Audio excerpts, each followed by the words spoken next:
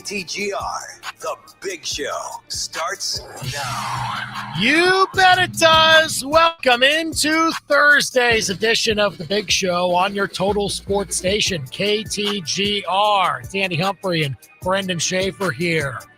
We got a lot to get to as we get closer to another big football weekend. Over-unders today, talking about Play Fade Eliminates, fantasy football. Get you ready for that. Gabe DeArmond's going to join us at 5:25, talk some Tigers.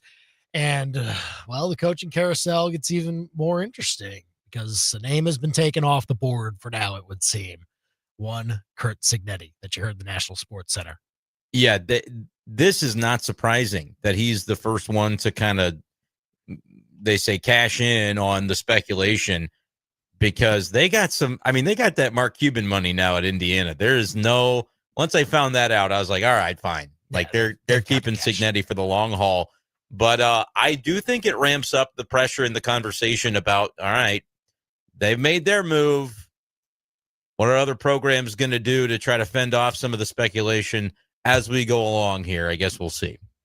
Lots to speculate about because that's what we do. We speculate. 875-KTGR if you want to call or text us. You can also tweet us at KTGR Big Show. We're live also right now on YouTube at KTGR Sports. Subscribe to our channel if you haven't already. We're also live on Facebook, facebook.com/KTGR Big Show. Now, The Big Show's Big Deal. Getting set for those big football matchups this weekend. No new players added to the availability report for Mizzou football. That's good news. And even one player upgraded to questionable. Offensive lineman Logan Reichert, who has not played yet this year because of a preseason camp injury that he suffered. The timetable that was given before the season started was about 6 to 8 weeks. And, we're in week 8, so maybe he gets a chance to have some snaps at some point here, second half of the season. Other than that, no new Tigers added to the SEC availability report. Updates tonight, tomorrow night, and 90 minutes before kickoff on Saturday, which is at 6:45 at Auburn. You can hear it right here at the Yingling Tiger Game Day Show beginning at 3:45. On the Chiefs front, Rashard Smith back at practice after the illness, but no Josh Simmons still. Dealing with a personal matter, it would seem. It made him miss the game on Sunday against the Lions. And that's the Big Show's big deal on this 16th day of October, 2025. You can call or text us here at 573-875-KTGR. So lots to get to when it comes to over-unders for those two games. Let's start with Curt Cignetti, man. Like, that's what Indiana should have done. It's brilliant. Do it now. Like, squash the rumors, at least for the time being, and say, like, no, this guy's around. He's going to stay around. Does it mean that he stays 8 years? No, probably not. But like, you at least get rid of those rumors that could linger on into the second half of the season, which will be an important one for Indiana as they try to build up from where they are right now, which is number 3 in the nation at the moment, right? They're in a great spot. They're in a great spot. And I actually do believe him when he says he wants to retire there. He's in his mid-60s, I think, right? Like, that's right. Yeah. He's not a spring chicken. I could very much believe that in the modern era of college football, where NIL is evening the playing field to basically say, hey, it's all above board now.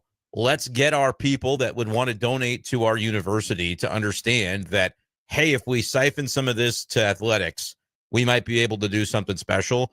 And that's what basically is happening at Indiana. That's not how it started, but they've since added folks like Mark Cuban that, develop a relationship with Cignetti. They met at whatever function. And then it's like on like Donkey Kong. Like, I actually believe that Cignetti is there for the long haul because you don't have to leave for greener pastures in this modern era if you've got the financial backing. Indiana does. I don't question it.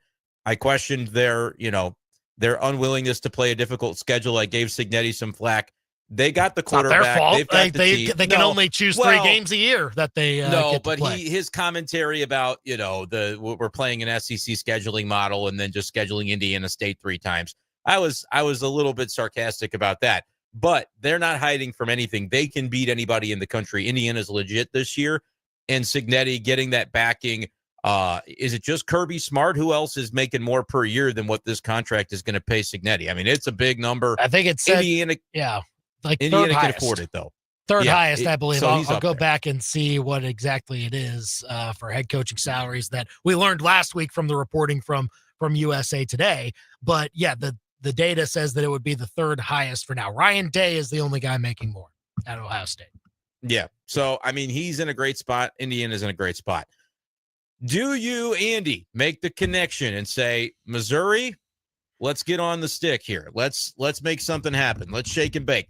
Because I have seen enough Penn State Eli Drinkwitz edits on Twitter to last me a lifetime over the course of the past handful of days. And as Drink said himself, Twitter's not real. So just because somebody with an internet connection, as I know we'll talk with Gabe DeArmond, he feels the same way, can post a picture of an edited, graphic and say, hey, well, they don't have to edit it when it's Bo Perbula because he actually did wear need the bold font, though. Big uniform. Letters. And, no, but anybody can do that. Anybody can access a bold font. Oh, yeah. But for as much as Drink will tell us it's not real, it's not a real place, it is something that captures the imagination, and it is something that I think can serve as a distraction. I've harped on how often Drink brings up Twitter in press conferences. It's most of the time. And usually it's through the lens of him saying, let's block out the noise. We don't want to pay attention to these things. But he's clearly got an awareness of them. I think because he knows that 19 to 22-year-olds have an awareness of them. And so it's one of those things that is difficult to put toothpaste back in the tube on something when even if it's not real, then he can say all the live long day, don't want my team to pay attention to things like this. We got to stay focused on the task at hand. Stuff that's out there and can be pervasive in that regard. There is a way, I think, as we've seen before, signing a contract extension doesn't necessarily mean a person's not leaving. Blake Baker, how you doing, brother? Here's the thing. I could look at the number of $11.6 million per year or 8 years, $93 million, however it works out for Kurt Cignetti, and be astonished by it. But that's not the number I need to know. The number I need to know is the buyout. That's the buyout, which did go up. Yeah. That did go up for Cignetti, though. I bet it is. Yeah. I saw from 10 to 15 million. So that adds a little bit of for another school to take him, to poach him. Okay. I believe that would be the price. I believe is the answer to that. So, yes, can I say yes and yes? I want Eli Drinkwitz on a new contract where he's making more money than he's making today, and the buyout to go up. Call me crazy, but I think that's worthwhile. I know we're supposed to talk about Auburn. I apologize, Drink, but we want the guy here because he's going to bring Missouri to great heights, and so. If they're doing it, if it's good enough for Indiana, it's good enough for me as just a way to kind of say, hey, focus off the stuff that's not real. I think it's worth Missouri administration's time to consider that, even though they just gave him they tacked on an extension year before the season. The circumstances have changed. This Penn State thing is something that people are talking about, and they're going to come after him. Like if you're reading the message boards that Drink doesn't want you to read, Penn State message boards will tell you all you need to know that they're interested. So do I believe what I read on there? Yeah, I don't know. Like eventually it's not going to turn into message boards. It's going to turn into messages on Eli Drinkwitz's phone eventually. We can probably not now, it. But eventually. Yep. Yeah. We can minimize it as much as we want to message board fodder. It's just Twitter. But I'm just saying, those sort of distraction type of apparatus can manifest, right? And then to your point, it's only message board crap until it's not. Which is not me saying that Drink said anything untruthful. I think he was approaching it exactly the way that he can in an uncomfortable situation. But there is one thing that administration could do because, I mean, look, if they can afford a way to get on the message boards and they could see some of what's being said out there, it's worth considering, in my opinion, to just say, hey, let's take the focus off all this other bull crap, as Drink would say. And look, I have no doubt that he wants to be here too, but there's a lot that's compelling about that Penn State job. It's interesting, Andy, when we did this conversation earlier in the year and we talked about, the number of jobs that we could envision Eli Drinkwitz leaving for. I don't really think we brought up Penn State very much because we didn't. I couldn't remember if we did. We did this a couple of times. I never wrote them down. I guess that this probably should have. But I would say, can we agree we weren't focused on the Penn State job because we didn't think about it being open? Well, yeah, that's for sure. When it comes to that, and I think now that it is open, I think you pay attention to it, and I would slightly call it a better job right now than Mizzou. But whether it's better or not, I think it's interesting. It is when you consider. And I saw a video resurfacing just today about Drink was asked about. I think it was after the Cotton Bowl. He was wearing a Cotton Bowl sweater. It was asked about why Mizzou. And the first thing he said was talking about, at the time, access to a championship from the SEC East was like a big factor. And that's totally valid. That is the world we lived in. What world are we living in next year? Not only is there no SEC East, but we're also living in a world where there's 9 games on that conference schedule. I can remember the Tiger Talk after the unveil of the future schedules, where Drink had comments, because what can you say? It's a gauntlet. There's no Purdue in the Big Ten. That's all I'm going to say. So I think there are attractive things. You mean no Purdue in the SEC is what you mean? Excuse me. No Purdue in the SEC is what I meant. Yeah. The Big Ten, you want to talk about access, man. There's access in the Big Ten if you're Penn State, because you got that little hill to climb of Ohio State and, the Oregon thing, and there's Michigan always is relevant. But it's not like the SEC, where right now we're looking at 10 teams that think they can make the playoff. Right? In the Southeastern Conference, there's still 10 teams that go, I see a path to 10-2 for my team. I can get there, and we can make the playoff. I got news for you. 10 teams aren't making the playoff out of the SEC. And so there are things about Penn State that I think would be really interesting. I would love to see Eli Drinkwitz get a contract extension. Remember the year it happened right before they played Kentucky? It happened in the middle of the season. Yeah. So there's some basis, there's some precedent for it. Maybe I'm talking about nothing, but I think it would be worthwhile. Once the Signetti thing happened, I was like, well, screw it. Why can't we talk about that? That would be something worthwhile. If you are convinced that Eli Drinkwitz is the person to bring Mizzou to the promised land and elevate the program, and I believe that, as much as some people, well, didn't you say, yeah, I'm an idiot. Here's what I know to be true, though. Drinkwitz is that guy, and I would do everything in my power if I'm Mizzou to lock him up. And I think that's how administration feels too, Andy. But time will tell. It's just the Signetti thing is kind of bringing up some thoughts for me where I'm like, dude, why the heck not?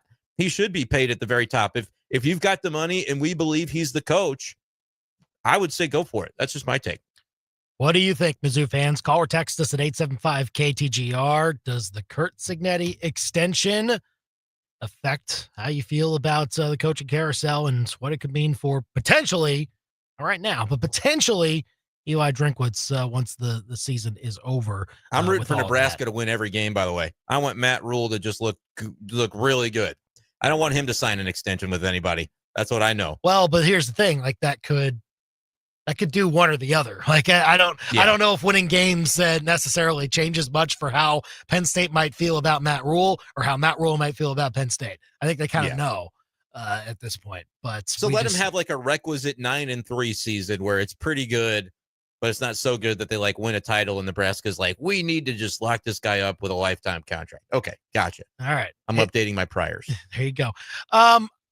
So with Auburn this weekend, big one. Oh, that's right. That's right. Yeah, we're supposed to focus on Auburn. It is a game. Yes. My bad. Coming up on Saturday for Mizzou, a big one at that. One that I think they got to win. If they want to keep talking about CFP, is a must-win game. You got to win it. Yep. Yeah, let's go with over-unders for this game. Well, shoot. Over-under 12.5 carries for Ahmad Hardy. Over. Has to be, right?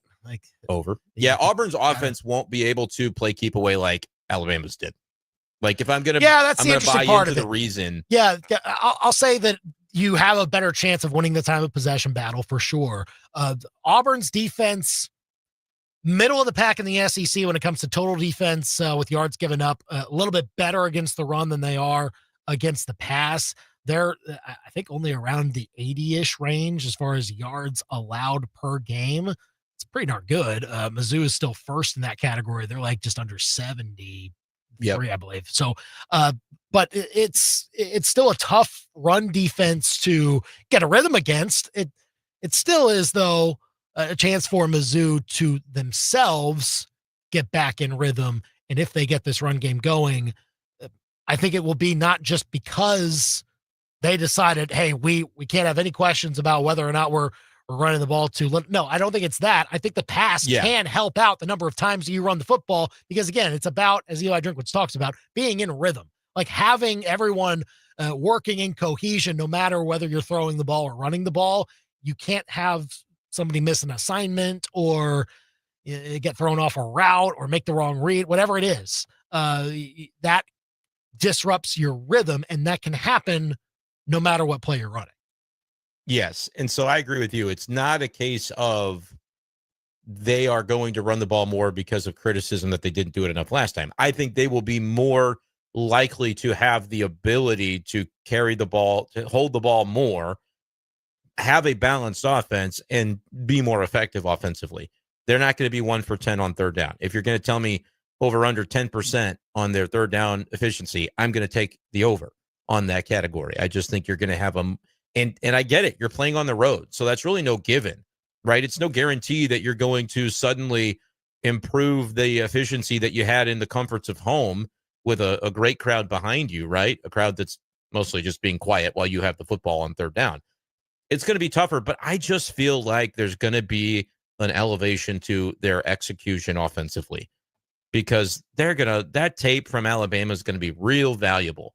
And I think a lot of the value has already been extracted from that this week, where Bo Prabula looks back and says, what could I have done a little bit differently? And he's far from the only one that I think is feeling that way. And I think it's just going to lead to, look, again, you can go one of two ways after a disappointing loss like the one that Mizzou had last weekend. You can let it crater your season and say, we're not as good as we thought we were. We thought we'd get over the hump in this one, and we're going to go 7-5 or 8-4, and that's going to be that. Or you can do what the Mizzou program did in 2013, and it really did. The South Carolina loss vaulted them, Andy, I think, into kind of locking into a better, more capable version of themselves. And that's what I think we're going to see. What I was most impressed from some really crushing losses in not only that 2013 season, but I think even more impressively in the 2014 season, where Mizzou not only loses to Indiana, and nowadays that's fine. That's no big deal now. Back then, that's a good loss. You move up. Fold the program if you lose that game 10 years ago. Tevin Coleman, I will never forget that name. I'll tell you what. Yeah. I was on the call for KCOU for that game, and I had to pretend to be. Tell me. Yeah, that's right. I had to pretend to be neutral and just call the game, call the fourth quarter. Were you with Jeff Parles? I believe you were. I don't think I was with Parles for that one. I have to go back and look. But that was that was very difficult to be a neutral. Very like a professional broadcaster. Obviously now I just come on here and say ridiculous things. A much better fit for me at this point in time. But yeah, Tevin Coleman, a name I will not soon forget.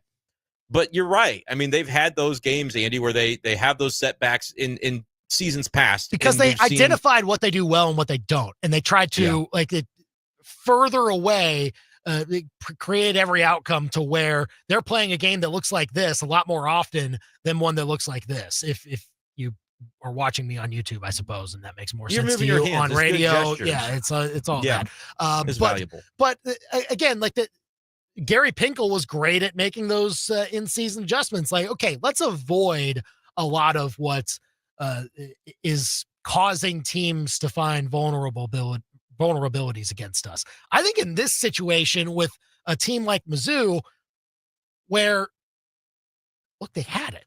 It was in their hands against Alabama. The way they played was good enough.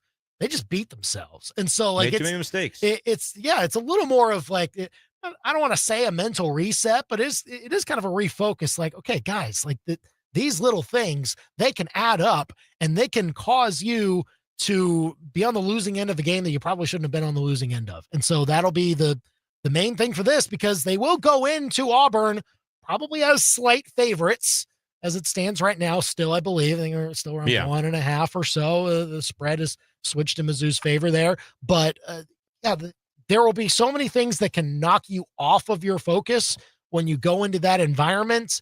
It is now about locking in and making sure that it's the noise impact of this week, not just of the usual stuff that you see throughout a season, but this added coaching carousel stuff becomes even more important to block out for this team. Yeah. And I don't think that stuff's gonna necessarily, hinder them in any regard this week. I do kind of feel oddly, and maybe this is just, I am overly optimistic here, but I feel like going on the road now is about the best thing for them, because it's almost like, hey, it is what it is. You lost the home game. Yes, this is our first road game, and that can be a little scary. There's no way to go out of a moment like this but through it. You're just going to go together on the road, be the best version of yourselves, execute with some adversity. I don't think that's I think it's an ideal road game to be playing, honestly, too. Tough environment, but not the best opponent on paper. Like there are better teams that you could have to go face for this. You're not rolling into, face Georgia right away or face a team like even in Oklahoma, who I think is a better team, even a Vanderbilt, I think is a better team.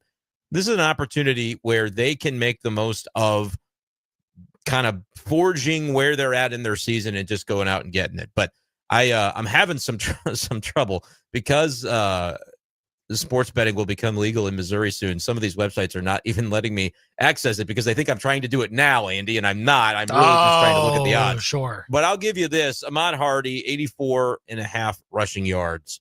You going over or under? Over. Yeah, I think so, too. Yeah. I know they have a good run defense, but I think Mizzou, time of possession, they'll play their game a little bit more. So I'd take over there. Has to be if you want to win, I think.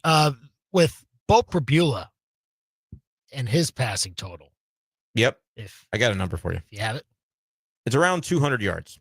Minus 112 on 200 plus. 200 yards. Well, it's 200 yards is minus 112 odds. There's no unders on the site that I'm looking at, but that's essentially it's a one-way market. But on Friday, they'll so give over you under 200 yards? Yep. 199.5. I mean, I would have to think over too, because again, you're talking about a defense that hasn't played as well against the pass. And yeah, Bo's gotta help you win this football game, I think. I think he's got a lane here to really make some big plays and see if you can. He's got to be the guy. He's got to be the guy more so than I thought he was going to have to be against Alabama. They ended up asking quite a bit of him, and he fell short. But I think they're going to need him to win this game. Auburn ranked 66th in FBS, giving up 225.8 pass yards per game. I'll say he gets over 200 yards. Yeah, that's got to be another number that you look at as a key. It means that Mizzou's offense is doing what it should. It doesn't necessarily mean that they're finishing the job in the red zone. That'll be very important in that situation. But you do want to have the rhythm return when it got knocked off kilter a few times in some key moments last week against Alabama. So that's what you look for when you're looking at Bo Prabula's passing total. Call or text us if you have any over-unders that you want us to weigh in on for Mizzou Auburn. 875-KTGR here on The Big Show. Over or under? Oh, okay. Yeah, this one I think is fair. Over or under one interception for Bo Prabula. Yeah, so will we set the line at 0.5? Yeah, I mean, I guess you can. And if that's the case. All right, will he throw an interception? I'll say yeah, he does. I mean, it would be the upset probably for him not to at this point, just because of the way things are going lately. Through 2 in the Alabama game, and look, it can happen. They can still win, even though he throws one. I told you that they're going to need Bo to win this game. Like he's going to have to be one of the, not like he was just along for the ride, but he's going to have to be a reason they win the game.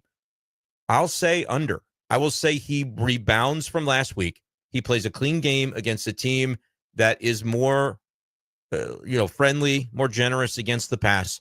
Auburn has averaged in FBS competition only a third of an interception per game. So I guess they played probably 6 games and have 2 on the season is what I'm reading that to mean.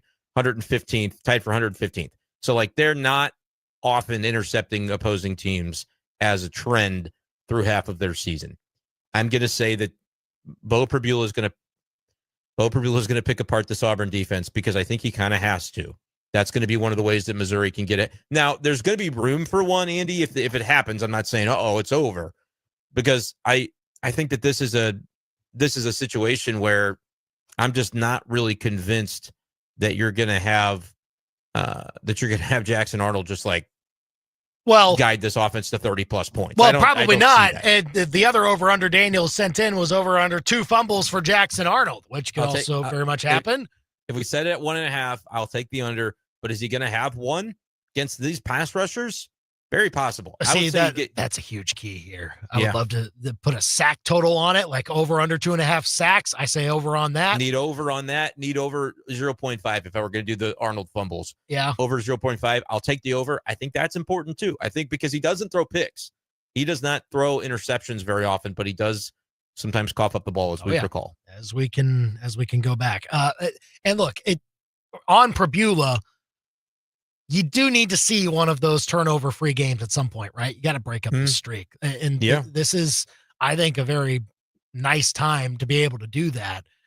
But eventually, at some point during the back half of this schedule against an SEC opponent, you have to see a bit more of that growth from a guy who, again, still first-year starter, still some growing pains when it comes to that. And so you need to see some of those steps forward from him with taking care of the football. Doesn't need to be all the way to Brady Cook status, where Cook set the record for most consecutive pass attempts without a pick in SEC history. I don't think you need to get to that point, but that was also part of his growth process, because he was kind of turning the ball over his first year as a starter. But then you got to see that from this guy too. We got to stop forcing it. Yeah. Bo's got to stop forcing it to that first read and be willing to expand your horizons. And as much as I would say, and just, eat it if you have to, he's capable of running, but you don't want his first instinct to be, play's breaking down, I got to run it. There's a balance to be found there between forcing the issue to the wrong read and throwing a pick versus giving up on letting the play unfold and leaning into some of the chaos with your arm, being able to exploit some of that, because you got receivers that can move downfield and get open.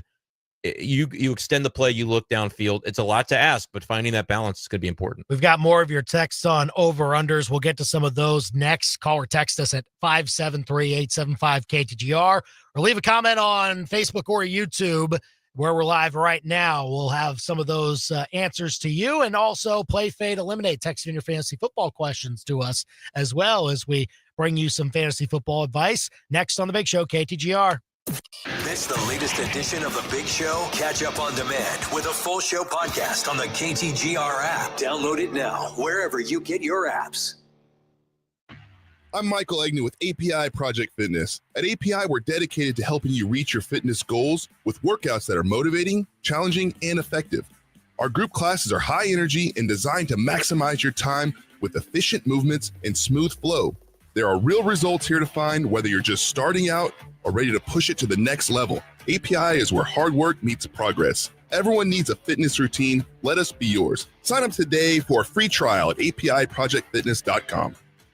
Shangri-La is proud to be a part of every black and gold home game this season at the Zimmer Tiger Tailgate. Swing by our tent to play games, win prizes, and hang out with Missouri's top team of cannabis aficionados. Want to join the fun? Pick up your free Tiger Tailgate tickets at any Shangri-La location. Then come find us on game day. We'll be bringing the energy, the prizes, and the community spirit that makes Tiger football unforgettable. Shangri-La Dispensaries is paradise found. ShangriLaDispensaries.com. You know your former golf bag? It's not just holding up the weed whacker on your garage wall. It's also holding cash. Same goes for that rowing machine you swore you'd use once. At Play It Again Sports, turn your gently used gear into money in your pocket. Bring in your old golf equipment, fitness gear, softball bats, baseball cleats, and more. Cash out and keep it, or trade up to something better. Play It Again Sports in Columbia. Think of them first so you don't finish last. PlayItAgainSportsColumbiaMo.com. From Branson Landing to the Capitol Dome, Union Station to the Tigers' home. Big old service is Missouri's best. Our trusted team outpaces the rest. Get our Healthy Car Special for only $39.95 from your Missouri-owned and operated Big O. Show me safe coverage wherever you go. We've got you covered at Big O.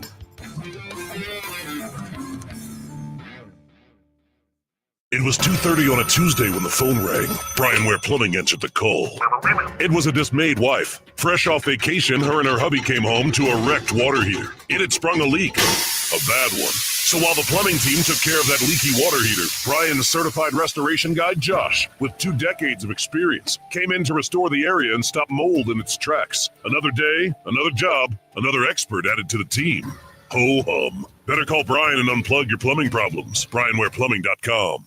Winter's on the way, so now's the time to plan your tree pruning. Here's why. In winter, trees are dormant, which means they're less risk of disease. Plus, without all those leaves, it's way easier to see exactly what needs trimming. The educated, licensed, insured, and experienced crew at Advanced Tree Solutions knows how to protect your trees and your wallet.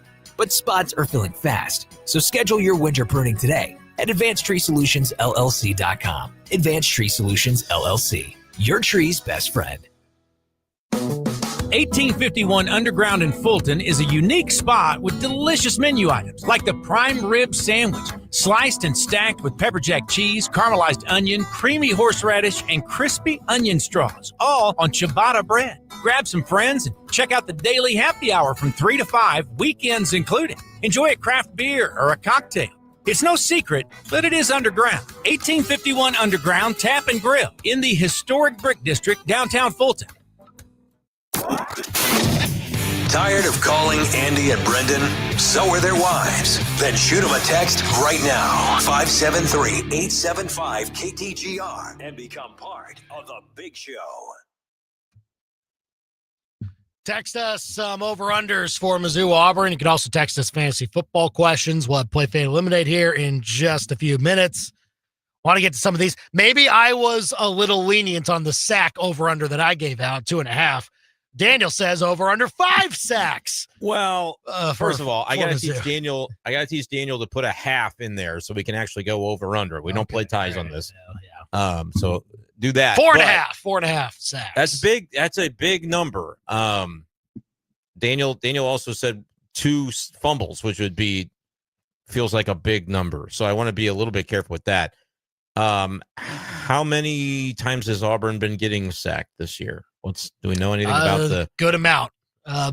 Here's the thing. I know Callum McAndrew, I believe, had this in his piece with Pro Football Focus, how they look at pressure and how many times teams are actually getting home on their pressures. It seems that Auburn is allowing the most teams to get home whenever they are pressured. So a team is, when they get a pressure, it's resulting in a sack more often than not against Auburn than against most other teams. Okay. Well, but Georgia only got to him once. Yeah, but maybe they just didn't sustain as much pressure. The key is get in the backfield and move Jackson Arnold around. Yeah. But most of the time you're able to bring him to the ground, or not most of the time, but more often than you can for other teams. Yeah, Auburn gave up 5 sacks against the Aggies and 9 against Oklahoma. Yeah. So I would say 4.5 is a fair number, and I would say over needs to be hit. I think you need to hit Arnold. I think you need to take your shots at the opportunities for him to cough up the football, which we've seen him do. Yeah, I think that's important because, if we're going to hype up, not to say it's unfounded, but to hype up the edge rushers for Mizzou as future NFL, I saw Damon Wilson getting some hype to be a late first-round pick potentially. Feels right. Mm-hmm. Zion Young, impactful guy. You've got impactful players on the pass rush. They got to get home in this matchup. I would say over 4.5. Again, I'm not going to think in terms of things going wrong against Auburn this week. If I get caught not respecting them enough, then I guess that's what it'll be, Andy. But this is a team that's lost 3 straight conference games. They haven't done much offensively. There are strengths of this Mizzou team, and we saw them play out against Alabama. Translate them to this matchup and go do what you're supposed to do, what everybody else in the conference that thinks they're a contender has done against Auburn, and then let's go do it. Landon says that Young needs to have a better game than last weekend. What do you think about that? Zion Young? What was the play, the strip sack? Who was really mostly responsible for that? Because I think that was a great play by the defense in the defensive front, obviously. But I don't know if that was primarily Zion Young jarring it loose or who actually jarred it loose in that pile. I'll go back and look, but I wouldn't say that he had a bad game. No, he had an all-time bad moment. Right. That cannot happen again, ever. Yeah, you can't do that. It was awful. I'm not going to downplay it and blame, the refs were soft. No, you can never do that. So Zion Young can never do that. Zion Young forced the fumble against Ty Simpson in the third quarter on Alabama's first drive. Damon Wilson recovered it. So that's what look, I think both of them have worked very well in tandem. And what Mizzou tries to do with both of them as well works very, I think, seamlessly when you're trying to have somebody affect the quarterback, but then also another guy not lose contain, right? It's one thing to make the quarterback move, but another thing to make a move where you want him to go. instead of where he wants to go. And so that'll be the key for them to continue to have that tandem there. And I think Zion Young did have a good game outside of the one thing that can never happen again. Like, I think he made an impact. I think the pass rush was definitely impacting Ty Simpson in the second half. Really, Mizzou's defense, like, I'm trying to remember how many points did Bama have in the first half. Whatever it was, it felt like 17. it felt like the floodgates could end up opening up, and it didn't really ever happen in that second half. They did a pretty good job defensively in the second half, and I largely would credit the pass rush for pretty consistently making an impact. 875-KTGR. Give us a call or a text with your over-unders for Mizzou Auburn. Marquise Johnson, over or under 34.5 receiving yards. Landon wants to know that one.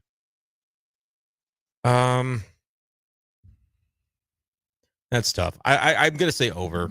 I think so too. I don't know if it's a squeaky wheel gets the grease type of vibe or not, but he was squeaky in that game against Bama. I mean, he really was. For better or worse, he was definitely letting it be known that he was open. And he gets open. He gets separation because he's a good player. Only had 21 receiving yards in the last game, but had 80 against South Carolina. Like, it could easily be a game where he's the focal point, of the passing game. Well, I would think Kevin Coleman should be a lot higher than he was against Alabama, because Kevin Coleman was held to one catch, right? Yeah, one catch for 2 yards. Was he banged up a little bit? Was he? Might have been. I don't know. Was he just a little? That's hard to speculate. And it's like people would say, well, he's not on the availability report. If he's practicing, that's not, there's nothing to put on the availability report, really. Right. Right. If he's not limited in any way, you don't have to. I wouldn't think that would. But there's guys always dealing with different things, right? Where they're maybe not quite as 100% as you want to be. It's the middle of the football season. Of course, everybody's going to have stuff they're dealing with. I mean, we'll see what it looks like for which receiver gets more of that attention. But I think largely you've got to have everybody floating above where they would be on their number for Mizzou to have the offense that they want. And then James asking I think this is going to be the age-old question just all season. Over or under 1.5 field goals for Robbie Meyer? I don't know, man. Under. Under? You think so? Under, because I think, and like we thought in the Alabama game, it would come up as a point of contention, and it, he kicked a field goal prior to half. They couldn't quite squeeze out a touchdown drive there, but I actually really liked that drive to be able to use up the rest of the clock. Don't give Bama the ball back. Remember, that was my thing against Vanderbilt that I thought was a mistake. It's very interesting to look back and think Mizzou held the ball driving as the time is winding down in the half. They get 3 points. Bama got 0. Vanderbilt got 7. Bama got 7. Mizzou handled it better than Vanderbilt did in their game. Both teams lost. They had more of a chance to do it. They were further away from the end zone than Vandy was. Because they managed the clock well. I don't know. I hear your point. I'm sure they would have wanted to go and get a touchdown if they had the chance. Like, anyway. But no, but it would have been great. But it is what it is. So, I mean, I'm sure that Mizzou's offense would like to not have to settle for Robbie Meyer field goals in this game. But when the time comes, they might have to rely upon him for a big kick like this. I think he'll make a kick, but unfortunately, it's probably more likely to be that type of kick where it's a 33-yard field goal because you got close to the end zone, but then you stalled out. The offense has had a little bit of that where it's like, all right, you're in the red zone. You've been able to move the ball down the field. What do you do when the field gets compressed a little bit, and can you execute in those tight spots? And that they've done a nice job, but not always. And so that's one where, if he has a field goal attempt, what I think would be more notable is, does he make over or under 0.5 field goals that we feel really good about? You know what I mean? Where it's like, they got to the 20-yard line, but then they took a bad sack, and we need this 45-yard field goal to be able to get something out of this drive on 4th and 17. And so that's the one that I don't think, really came up in the Bama game. Did hit that field goal in the South Carolina game. If he makes one of those, I'll be happy. Look, does he miss any? I guess is the other thing. And look, Alabama's kicker missed one that could have proven costly. It didn't, but it's not just Mizzou that's had this question about the kicker, but I would say that largely he's settled in for the most part, from what I've seen. Call or text us 875-KTGR. All right, let's get to this. It's time to play Fade or Eliminate. Might have to be a little more abbreviated today. Just throw a couple at me. All that. And you can text him. You can text him in all show. We'll keep getting to him. Yeah, we'll get to him. Let's go wide receivers here. First of all, I won't even put this guy. Just play Rashee Rice. Find a way to do it. Right away. Do it. Ask Jeremy. He'll tell you. Jeremy? Oh. You didn't see that from Andy Reid when they were asking about, one of the reporters was asking about how much Rashee Rice will be. It says reported that, he said Jeremy Fowler reported that Rashee Rice is going to be right in the mix, like no ramp up, 100% involved, heavily involved. And for Andy Reid's kind of like, I don't know, this, that, he'll play. And, ask Jeremy. Like he's just basically saying, ask Jeremy, he'll tell you. It's kind of like the NFL's Pete Thamel with the way that we talk about injury reports. So makes sense. But I would expect that he just play him. Yeah, plug him in, do it right away. There's not a question that you could ask of Rashee. Don't mess out on that 20-point performance to begin his season. All right. Here's hoping. Play, fade, eliminate. Kendrick Bourne. Rashid Shaheed. Calvin Ridley. I don't know offhand exactly how many 49ers might return, but I have officially changed one of my fantasy team names to Born to Run, spelled like Kendrick Bourne, because he's the only person producing on that team. Well done. I'm giving it to Bluff. There you go. He would be my play. Ridley with the Titan offense, like you might get a great game, you might get a bad one, and kind of feels the same way with Rashid Shaheed. So I would lean more into like the offense that I think has a good coach and a good piece of personnel. That Kendrick Bourne's a focal point right now until guys come back from injury. So I would play him even if they do get like a Pearsall or somebody back. Play him, and I'll fade Ridley and eliminate Shaheed just because I just can't get on board with the Saints. It's tough. That is a tough thing to do. Yeah.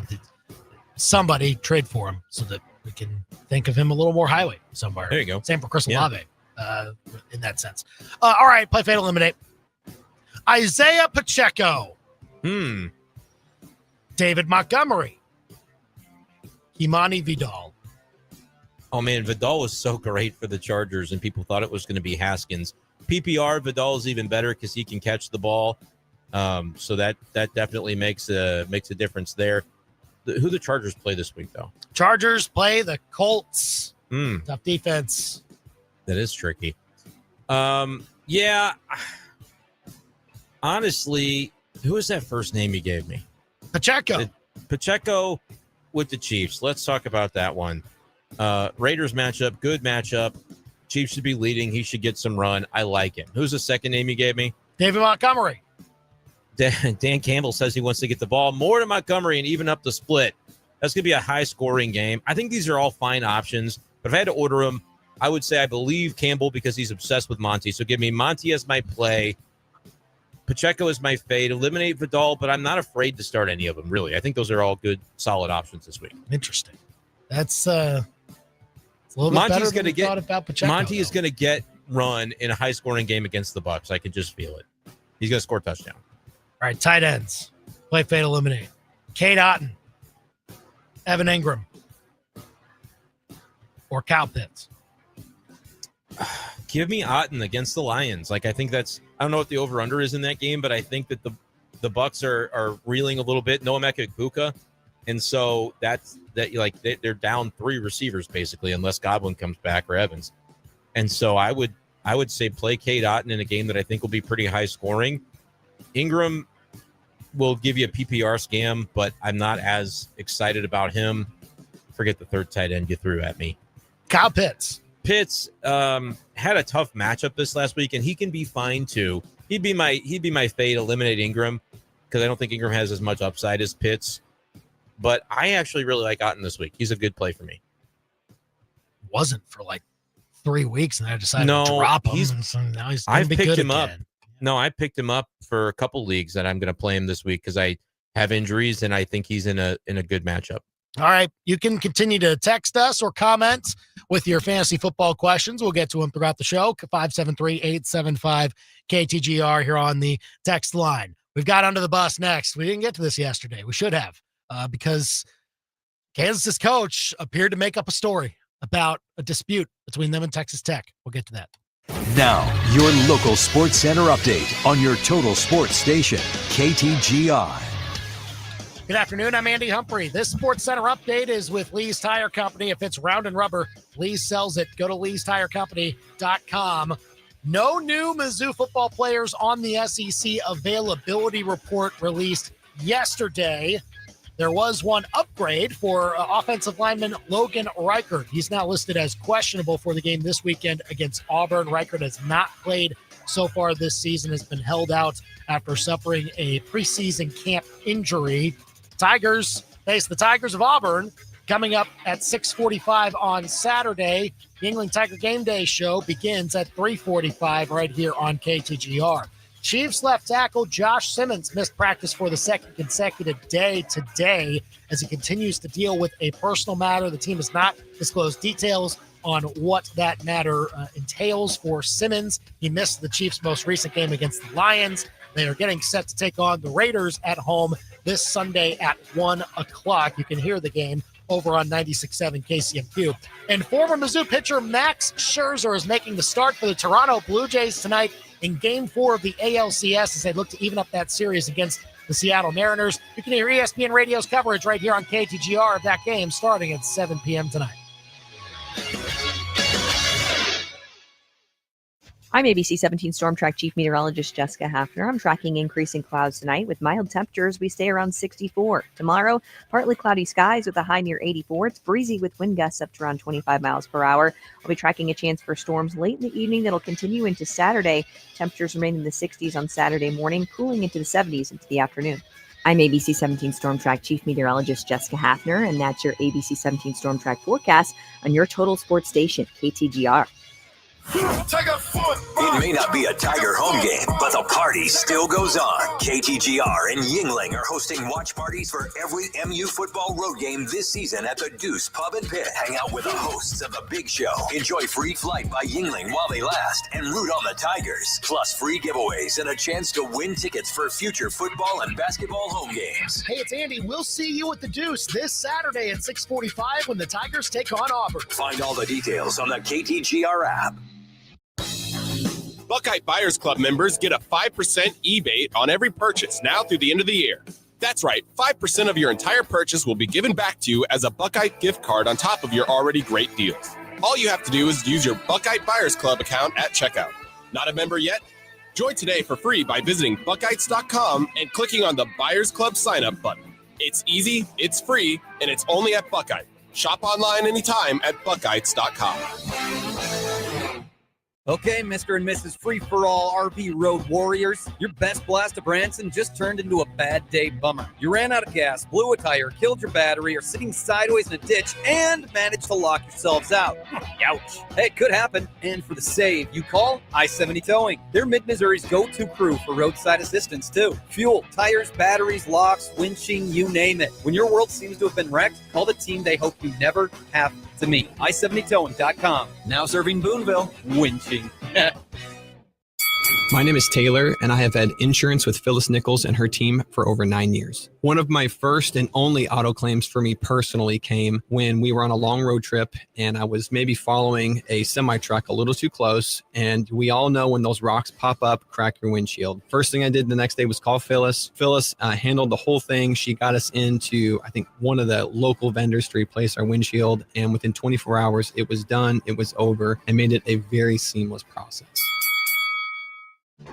There's no one-size-fits-all when it comes to football weekends, and that's what makes Yingling such a great pick. From traditional lager to light lager, flight, golden pilsner, and black and tan, they brew a beer for everyone's taste. Whether you're manning the grill, setting up the tailgate, or just watching with friends, Yingling's got a flavor that fits the moment. Brewed with nearly 200 years of tradition by the oldest brewery in America, Yingling. Legends stand the test of time. DG Yingling & Son, Pottsville, Pennsylvania. This is Nevada Schauke with True Sun Exteriors and Interiors, and I'm the Exterior Director of Sales. In the construction industry, the last few years, we've had a roller coaster ride. One thing that has stayed pretty consistent or common is that vendors have continued to raise prices on materials. We have called up to collaborate with some of our large vendors that we work with to offer some year-end promotions. If you're looking to replace your roof, upgrade your deck to composite, replace your old worn out windows and doors, give us a call. We also offer several financing options to meet most budgets. Your project must be purchased by the end of the year. This is a unique opportunity to save some money on your next home renovation. The difference between a house and a home is the attention to detail. At True Sun Exteriors and Interiors, we'll turn your vision of a dream home into a reality. For more information or a free estimate, go to TrueSunExteriors.com. TrueSunExteriors.com. Hi, I'm Tristan Colon, Mizzou grad and 6-year NFL veteran. I'm Charlie Stickland. And I'm Sarah Stickland McDonald of the Stickland & Stickland Injury Law Firm. In football, home field advantage can make all the difference. The same is true when choosing your injury lawyer. We're locals.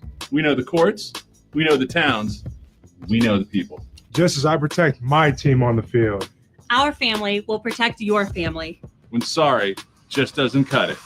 Push back with Stickland & Stickland. If it's Mizzou sports, it's happening here. Now, back to the big show on KTGR.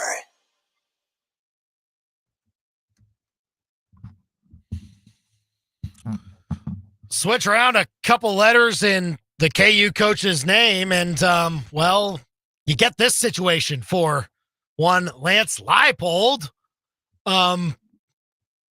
He spells his last name wrong after this one. Yeah. This was kind of developing still yesterday, Andy, and it was kind of unclear really where this was all going to end up. But I think today is a great day to talk about it because I think he just completely made up this, with the help of a KU staffer, story about a pocket knife being thrown at the KU sideline in the game at Texas Tech on Saturday. At Texas Tech. Now, there were things being thrown on the field, which is not great. Tortillas. Apparently. It was part of their specialty. Some sort of tradition in Lubbock that apparently the Big 12 before the season said, no, we're banning that now. I guess they only get to do it like for the opening kickoff or something like that. Whatever. But yeah, stuff being thrown on the field, and they're getting flags for throwing tortillas, and it's actually not the first time this has happened. And Texas Tech's coach is trying to plead with fans, like, please stop costing us yards for throwing tortillas on the field. But the KU staff essentially said, oh, there was a pocket knife thrown from the stands, and it hit one of our coaches. At his post-game said that it hit a staffer, but that a pocket knife was thrown. You look at the video, and that doesn't appear to be true. Now, it seems that a player picked up a pocket knife, but it seems that it was maybe dropped by someone on the KU sideline. They found a knife. Yeah, it was there. The Texas Tech police ended up with it, but the video kind of shows it's very grainy, but they look back at surveillance, obviously. Yeah. And it looked as though a guy on the KU sideline, like, inconspicuously drops it from his pocket. Like, I don't know what the hell is going on here, but it's a very bizarre thing to assert. And then now, did Leipold just not know about it? He was told it happened and then just kind of took it. Probably. Yeah, probably, if I had to guess. But why does Kansas have staffers, assistant coaches, whomever it may be, doing that and then asserting that, I got hit with it? It's just very bizarre. Very bizarre stuff. So Texas Tech got fined for throwing stuff on the field, and KU got fined for the head coach saying something after the game that ended up being false. So $25 grand, which is not a ton, but glad they did. Yeah. Under the bus also to Jonathan Cannon. This is a really awkward ending to a press conference. Was asked a question in the context of the whole Amari DiMercado stuff and how he reacted to the play and everything like that. Here was the question and answer to essentially end the press conference in Arizona from Jonathan Cannon the other day. How early in your career did you have to start trying to figure out how to take the emotion out of coaching, as far as when you have all these injuries and you have all these different pieces? When's the first time that you can recall that? 2007, when our quarterback went to jail. Oh. Coach, thank you. What? Now 5 seconds of silence. Like, all right, let's wrap this up. Thank you, Coach. That was like a really specific kind of question, though, too, to get right. Like, and he gave a specific answer of like, here's the date that it happened, because he was on the staff for the I Falcons. assume he's talking about Michael Vick. Yeah, with Mike, he was like a defensive QC or something like that early in his coaching career when 2007 and all that came out. And then you just wonder, why was Kyler wearing a Michael Vick jersey with a pit bull the other day? The I connections. don't understand that one. Got questions is all. I understand about what kind of operation they're running over there.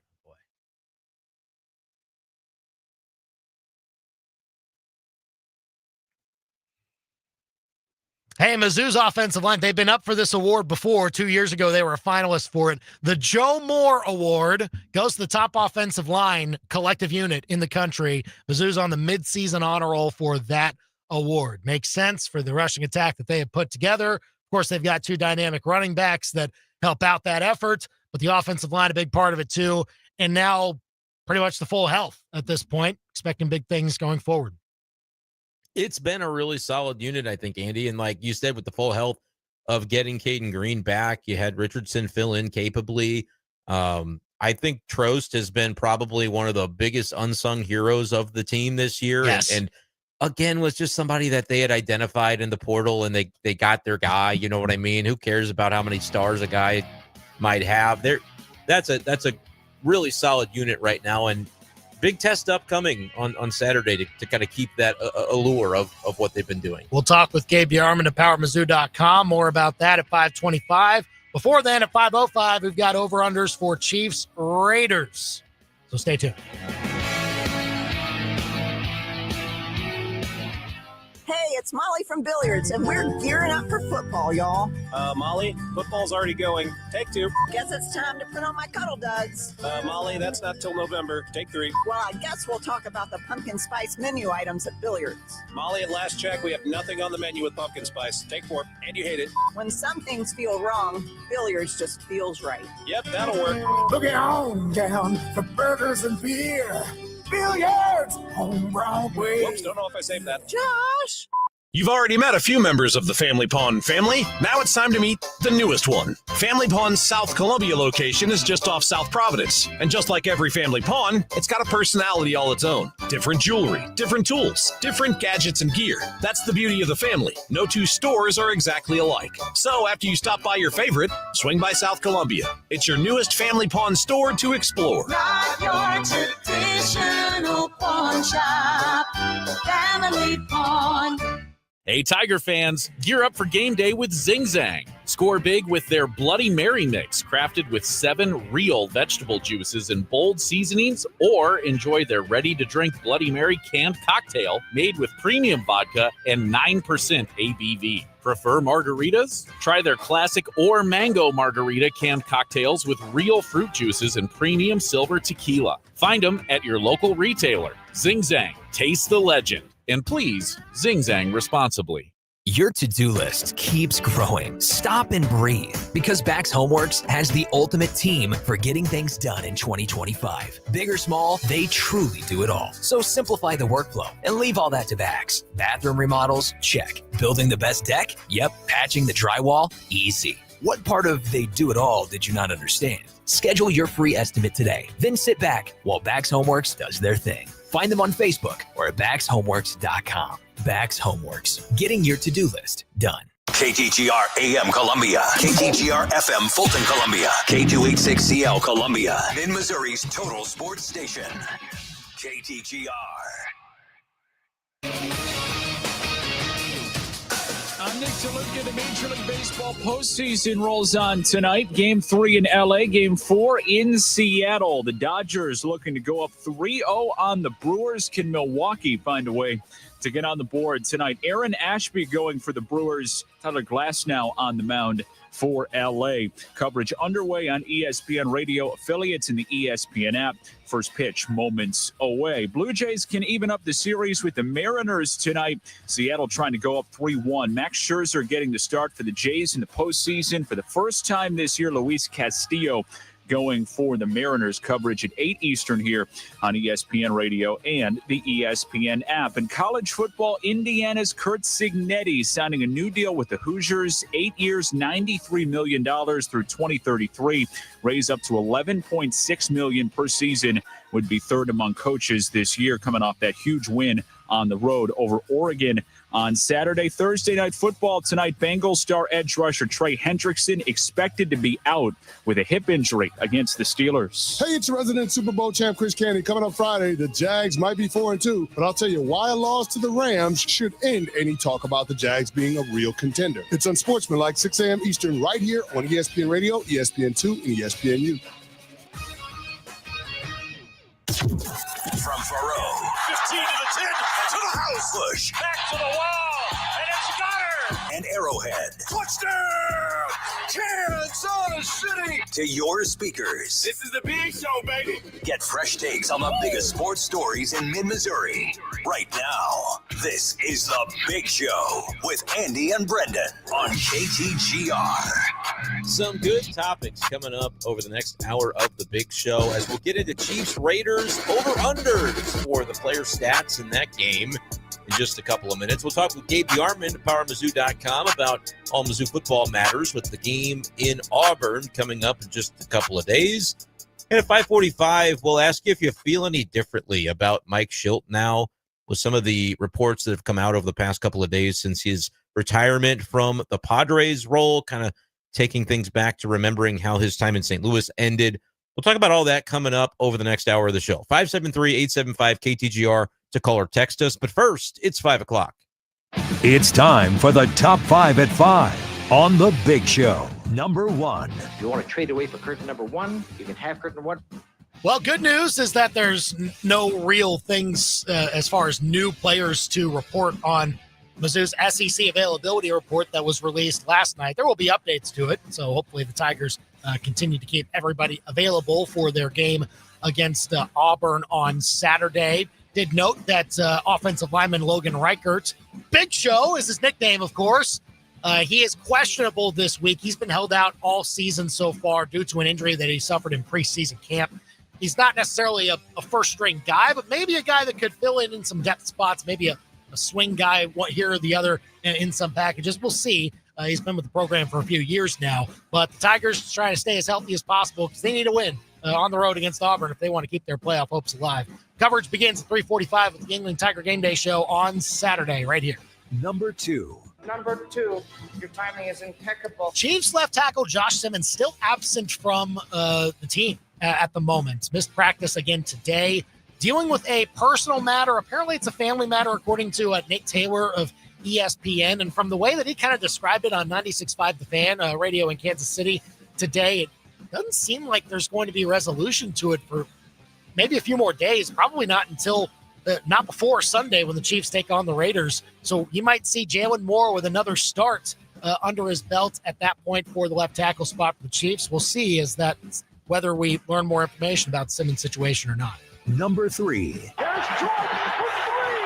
Kurt Cignetti got paid, man, and you could take him off the list of candidates for the Penn State job. Of course, that means that some other administrations, maybe you're thinking, do we need to extend our coach too to make sure they're not candidate for that job?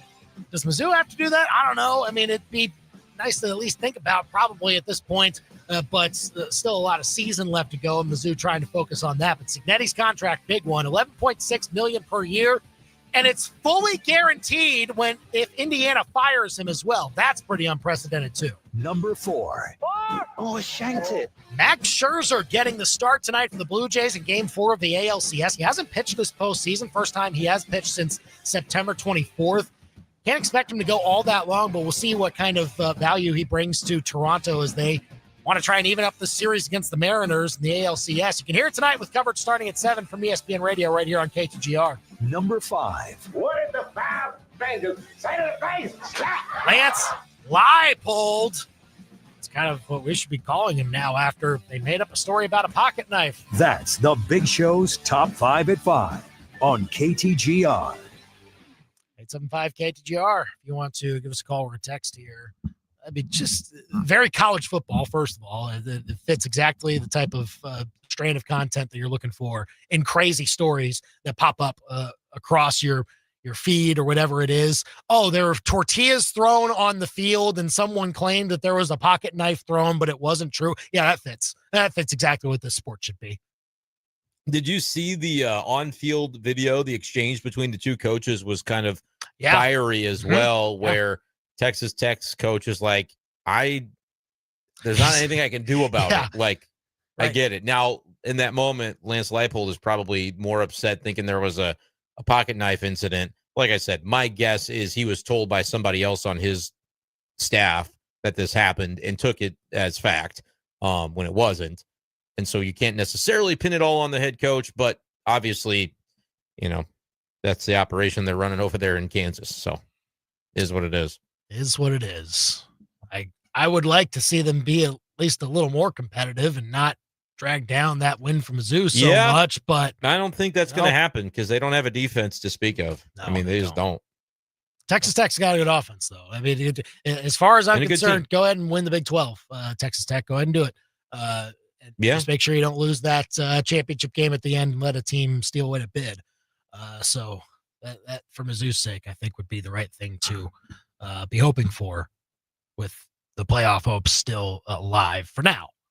But we'll see if they continue to stay alive as they take on Auburn this weekend. You can continue to call or text us over-unders for that at 573-875-KTGR.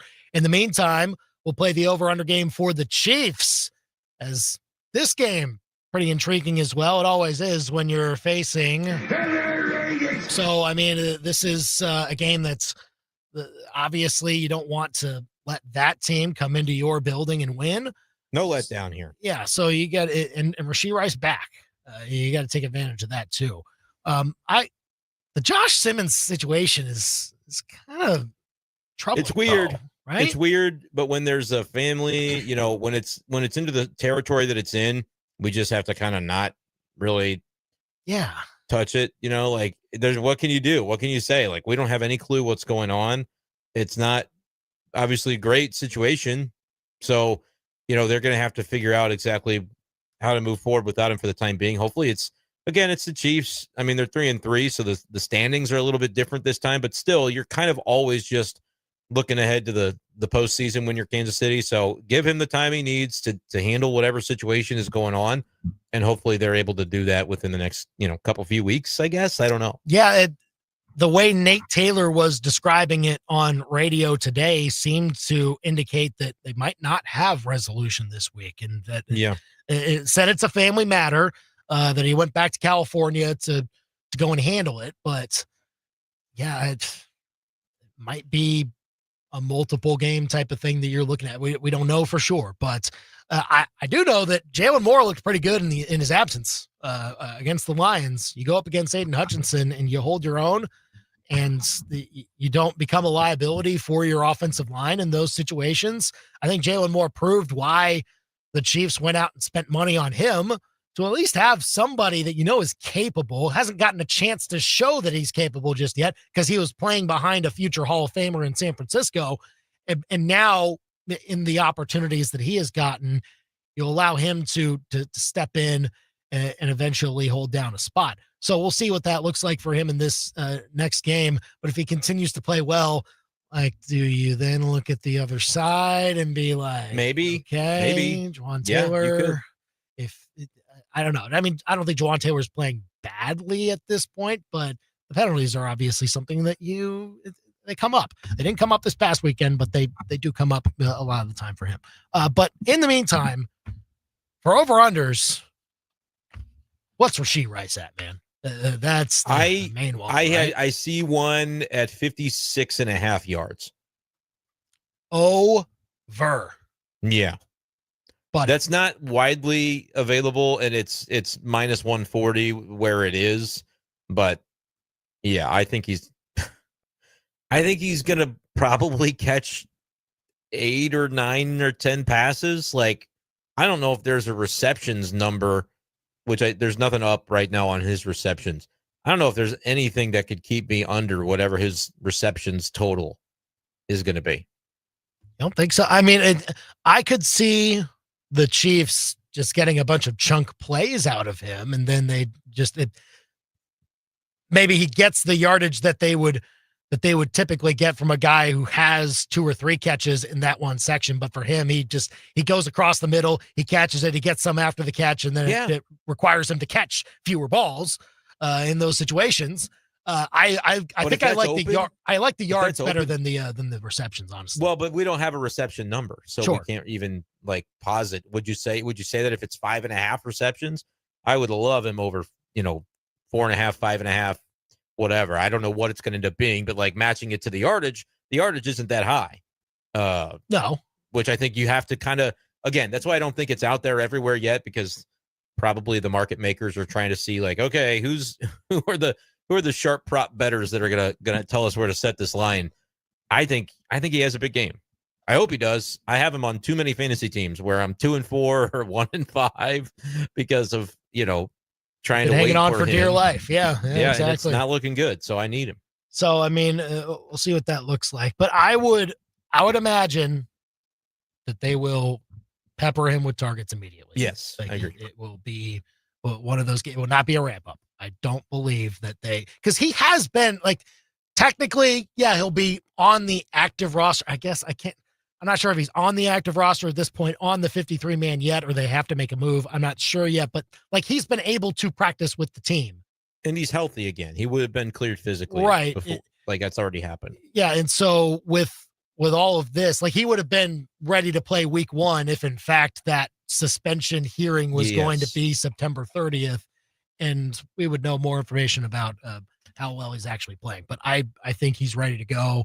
And I say expect big numbers from him. But then what does that do for everybody else? What does that do for Xavier Worthy? Yeah. Specifically, because he only went 2 for 20, did score a touchdown against the Lions. His number 41.5 is where I am seeing it. We'll go with that for our purposes. I don't love it. I don't either. I'll say under. I'll say under for that. Yeah. I think the way it gets cleared is if he does it on 2 catches, though. You know what I mean? He gets a 30-yard catch and then another shorter one, and but I wouldn't take his over if I told you over 3.5 receptions for Worthy. What would you do with that? Oh man, I'd say they're gonna scheme a couple to him, but that might be a handoff too. Sometimes they do that end around pop passes. You can look for pop passes. It's a forward pass. How many touches does Xavier Worthy end up with in the game? Oh, I think more than 3.5. Yeah, I would. Yeah. If I said 5.5, where would you go? I'll say above that too. I just wonder how it'll look for him and the dynamic between him and Tyquan Thornton. Who are they using in the Tyquan Thornton? None. I'll take every under you got for me. But he's still a deep threat that they want to use. I am interested to see who they want to use in those situations. They're talking about Tyquan Thornton in special teams. I don't think he's going to really play. Who's talking about him in special teams? That came out. That was today from Chiefs press conferences or whatever. Okay. I don't know who it was. I'll go find it though if you hadn't seen it. I mean, I don't think Tyquan. You give me a number, I will tell you under on Tyquan Thornton. He didn't catch a ball in the past in the past game, even before Rice got back. So I was disappointed on that because I liked him as that deep threat. Special teams coordinator said he's my guy now. It's basically what it sounds he's like. My guy. He didn't say that. He said he's a threat as a kick returner and a punt returner, also in kickoff coverage. Which again, if the special teams coordinator is talking, he's going to talk about special teams. But I don't think he's going to play a lot of snaps offensively. Tyquan Thornton. So I mean that would then make me feel better about Xavier Worthy's over because I think he can get a better chance to catch a deep ball because they used to throw those to Tyquan Thornton a little bit more often. They would use Xavier Worthy to get him out on the edge, get some yards after the catch, things like that. But for some of the deep shots, they were looking Thornton's way. And so if they feel like, okay, now that we have Rashid back, we can utilize the middle of the field more with those intermediate routes instead of having to go to Worthy for a lot of those situations. I mean, it's also interesting how Hollywood Brown kind of factors into a lot of that too. Yeah, but I think he only played 52% of snaps in the last game. So, I mean, we'll see what that looks like. He obviously cashed in on his opportunities though by catching a couple touchdowns. For Worthy, I think it's not a relegated role. Like you do want to use him in the ways that you did in those situations, but there's I think less volume. I think it's going to be less add volume. the element of the deep threat where I think they're going to have him run more of those routes. And I think he is more capable of getting open in those situations, maybe a little more so than Thornton was. I could see the yards being over for that reason. Under 5.5 on touches, in my opinion. 3 catches, two running plays. All right. That's my guess. 573-875 KTGR if you want to call or text in and over under for Chiefs and Raiders. Jason texting us seems to think Hollywood is the odd man out this weekend. I would be very curious. I'm looking at the snaps from last week. 27% for Thornton, 52% for Hollywood, 62% for Juju. Does the Juju role and the Rice role kind of cannibalize a little bit. I think so, but man, they like Juju. So he played well last week. Like, but could I see Juju 40%, Hollywood 40%, Taekwon 2%? Like, yeah. I could see Taekwon further ramp down. He played 17 snaps, had been in like the mid to upper 20s. Plays 10 snaps this game. You know, Hollywood and Juju both give up 15 to 20 snaps, or one of them gives up more. Then there's your Rice snaps. Rice will be on the field a bunch, and I think the offense will. Those guys will still catch a ball or two, but it's hard to look at any of their overs, in my opinion. Those ancillary pieces, because it's almost like they were being used as a central figure, and now they're going to be a cameo. They'll all make a cameo, but it's not going to be the volume that we saw them, because Rashee Rice is going to step in and get a ton of volume. But again, it's the Raiders, so maybe they just, and the run game hasn't been doing great. Maybe it's 45-10 Chiefs, and it's all passing, baby. Like, just who cares? It's the Raiders. We're gonna run. We're gonna run our offense, and come what may. I don't know. We'll see. It is interesting how they might play it with, again, pretty much all their personnel that they could want. And I will say this is a good problem to have. Don't you agree? Like, with the way that the Chiefs have been able to identify the best out of certain players that maybe were overlooked in area. Like, they brought Juju back, and they brought out some good things in Juju. They brought in Tyquan Thornton, and this is the only time that he's ever attached anywhere in his NFL career to this point. Still a young guy. Like, there's still time for him. But I mean, this has been about as well as you could have hoped for the Chiefs passing options to be. Like, even Noah Gray. Like, Noah Gray, I wonder what Noah Gray's like. I'm sure he'll be on the field for a lot of plays, obviously. Chiefs like to run two tight ends. Two tight end sets probably with Rice back, though. Or not as many, targets, if you will, because that's kind of the role that he sort of filled when Kelsey was over the last calendar year. Noah Gray benefited from that and was a huge red zone threat in those situations. And this year, like, maybe tip off a little bit. I think you spread it out. Yeah. I think you spread it out with 3 wide receivers that can catch, with Kelsey that can catch, and a running back that can catch the ball as well. Jason was asking about Brashard Smith, 4.5 touches. I will take the under, because he may not register a rushing attempt. He didn't in the last game, but he caught 3 passes. Like, he comes on the field to catch a pass. Like, if you are the defense against the Chiefs and you see 24 out there, be ready for him to be targeted in the passing game. That's honestly, he's only played like a handful of snaps, but he's getting the ball in the receiver. Andy, he played 6 snaps in the game against the Lions. He had 3 catches. So he's getting the ball. Pay attention when he's on the field is all I'll say, because the yards are 7 yards per 8 yards per catch. Like, he's been efficient too. I like it. I like the kid. I want to see more of him, but they clearly only view him as a pass catcher right now, which is fine. Which is fine when Mahomes is throwing you the ball. Yeah. You're going to produce. You're going to help. Get it done. I threw Pacheco out and play Fed Eliminate, but do you have a number for him? Yeah, like, I'm not anti-Pacheco. Like I said, those 3 running backs you gave me were all guys. Like, the Montgomery thing is just expecting Dan Campbell to get on my nerves when it comes to Jahmyr Gibbs. Like, we're going to go out of our way to give it to Monty because he's a heart and soul guy of our team. And I think he'll get a touchdown is why I would go Montgomery over. But Pacheco could very much have that kind of, that game where it's the first matchup where the game script might really feed to him, and the Chiefs may make a point to, give him some love. 45.5 is the yardage I see for him on the ground, Andy. I don't love it. 10.5 receiving yards. If you kind of mush those together and told me, could he get 55 total yards? I'd say yes.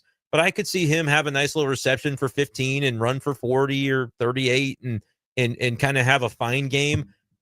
I don't want to bet. 12 carries for 51 yards in the last game. Yeah, man. If he gets the carries, he'll get the yards. I'm just saying. I agree. I agree in this matchup, especially. I agree with that. So we'll see what that looks like for him. Call or text us at 875-KTGR if you want to text in over-unders for Chiefs Raiders. And then maybe throw one out for Ashton Genty in this game. Because Chiefs have done really well against the opposing team's running backs at this point. How do you maybe view that when it comes to I think Geno Smith has not been as productive as they'd hoped this year, and so you probably try to feed a lot of it to Ashton Genty. If the Chiefs are up on you by double digits, though, you can't necessarily stick with the run. His number is around We'll call it 55.5 on the lower end. I think he can get above that, though, because he's going to be such a focal point. He'll just be the guy that they try to force it to and try to, well, that'd be the game plan. Try to keep it out of Mahomes' hands. And they could be losing by so much. They could be losing by so much. It's like, all right, let's just, we're not even going to pretend like we're going to come back in this game. Just give it to Genty. I could see that. Call or text us 875-KTGR. Oh, Jason, over under. Butker missed extra points, 1.5. I won't say over on that, but I'll say 1 probably. Yeah, if you said it at 0.05 kicks missed, it's hard to say under anymore. It's been one a game for the last 5 games. I'll say he doesn't miss one this time. I have no basis for that other than it's got to stop. Okay, The madness has got to end. At some point, it needs to. 875-KTGR. Again, text in your over-unders to us. You can also text in over-unders for Mizzou Auburn. Up next, we'll get some Mizzou Auburn talk in with Gabe DeArmond of PowerMizzou.com. His take on the game this weekend. And, of course, the coaching carousel in college football as it swirls around. He'll join us next on The Big Show, KTGR. Breaking down the Tigers, Cardinals, Chiefs, and more like no one else. The Big Show continues next on KTGR. Winter's on the way, so now's the time to plan your tree pruning. Here's why. In winter, trees are dormant, which means they're less risk of disease. Plus, without all those leaves, it's way easier to see exactly what needs trimming. The educated, licensed, insured, and experienced crew at Advanced Tree Solutions knows how to protect your trees and your wallet. But spots are filling fast, so schedule your winter pruning today at AdvancedTreeSolutionsLLC.com. Advanced Tree Solutions, LLC, your tree's best friend. It was 2:30 on a Tuesday when the phone rang. Brian Ware Plumbing answered the call. It was a dismayed wife. Fresh off vacation, her and her hubby came home to a wrecked water heater. It had sprung a leak. A bad one. So while the plumbing team took care of that leaky water heater, Brian's certified restoration guide, Josh, with 2 decades of experience, came in to restore the area and stop mold in its tracks. Another day, another job, another expert added to the team. Ho-hum. Better call Brian and unplug your plumbing problems. BrianWarePlumbing.com. You know your former golf bag? It's not just holding up the weed whacker on your garage wall. It's also holding cash. Same goes for that rowing machine you swore you'd use once. At Play It Again Sports, turn your gently used gear into money in your pocket. Bring in your old golf equipment, fitness gear, softball bats, baseball cleats, and more. Cash out and keep it, or trade up to something better. Play It Again Sports in Columbia. Think of them first so you don't finish last. Play It Again Sports, ColumbiaMo.com. Oh, no. Ah, that's the sound of someone who's misplaced my debit card. Their debit card. Where'd I leave that thing? Not at the gas pump, or the checkout counter, or the roof of your car. Now, if he has the Chase mobile app, he can use Card Lock. Wait, I could just lock my card. Yep, just a few tippy taps on his phone, and that sound? That's peace of mind from Chase. Chase mobile app is available for select mobile devices. Message and data rates may apply. JP Morgan Chase Bank N.A. member FDIC. Febreze. It's a classic odor tale. You fried fish for dinner, cleaned up, but the smell is still in the house. And the neighbors are coming over for game night. They're on their way. And then you spray Febreze Air Mist. Febreze Air starts working instantly to fight even your toughest odors, so you go from fish to fresh like that. Now, all you have to worry about is Pam cheating at charades. Breathe happy, Febreze, la la la la la. 1851 Underground in Fulton is a unique spot with delicious menu items like the prime rib sandwich, sliced and stacked with pepper jack cheese, caramelized onion, creamy horseradish, and crispy onion straws, all on ciabatta bread. Grab some friends and check out the daily happy hour from 3 to 5, weekends included. Enjoy a craft beer or a cocktail. It's no secret, but it is underground. 1851 Underground Tap and Grill in the historic Brick District, downtown Fulton.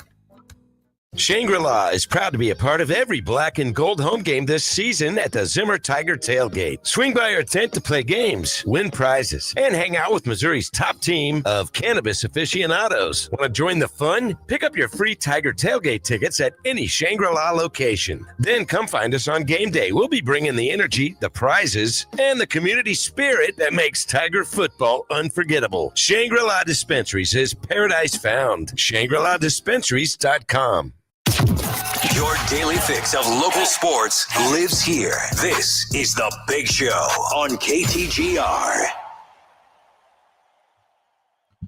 So we're halfway through the college football season, about to hit the second half here across the country, and the games get more important, but also with the openings now that are in college football at the moment, the earlier and earlier firings, and now even the earlier and earlier extensions at some places makes things all the more intriguing. Here to talk all things Mizzou football with us, Gabe DeArmond of PowerMizzou.com here on The Big Show, at PowerMizzou.com on Twitter, and over at Power Mizzou, you get great coverage all year long when it comes to Missouri sports.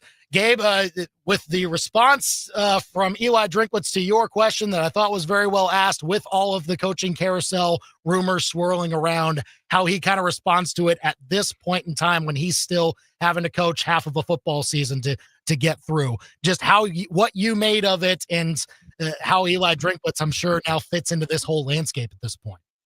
Well, it was a good answer. I mean, I enjoyed it. Gave me a story to write. I did not expect him to say, I'm staying here forever, or I'm leaving here tomorrow, and that wasn't really what I was looking for, because you're not going to get that answer. Look, it is October 16th, and I am already a little bit exhausted by is this school going to call Eli Drinkwitz? If there's a school that has an opening, they're likely going to call Eli Drinkwitz. Now, some of those, Arkansas may not even bother. Arkansas is not getting him. Oregon State is not calling him. But if there are schools that have openings that are equal or perceived as better programs than Missouri, he is almost certainly going to be on their list. And that's a good thing, because the alternative is nobody wants to hire the guy you have, which means he probably hasn't done a very good job. Yeah, that's what you at least want to see, and Eli Drinkwitz called it, gave more credit to his school for creating the job the way that it is, even though he's got a big part in that. But as you kind of see the landscape now, and especially with, I mean, the Penn State job seems to be the one that is centered around all of this. And now one of the main candidates for that, Curt Cignetti, locked up for 8 more years and getting a huge raise at that point. Just your reaction to that and how it maybe changes a lot of this conversation going forward. Yeah, I think everything I heard was nobody expected Cignetti to leave anyway. Like, yeah, Penn State has to call him. He's happy at Indiana. They have money pouring in. He's 65 years old. He's probably not going to leave.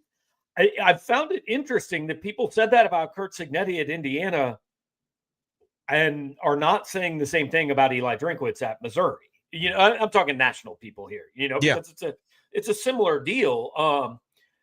But the name that, and look, I'm not breaking any news here, but I heard it a week before Franklin left. Like, Matt Rule is the guy that everybody thinks is probably going to get that job. Now, that opens, the interesting part of the coaching carousel is not just who gets Penn State or what does Florida do. It's, okay, Penn State hires Nebraska's coach. Now Nebraska's open.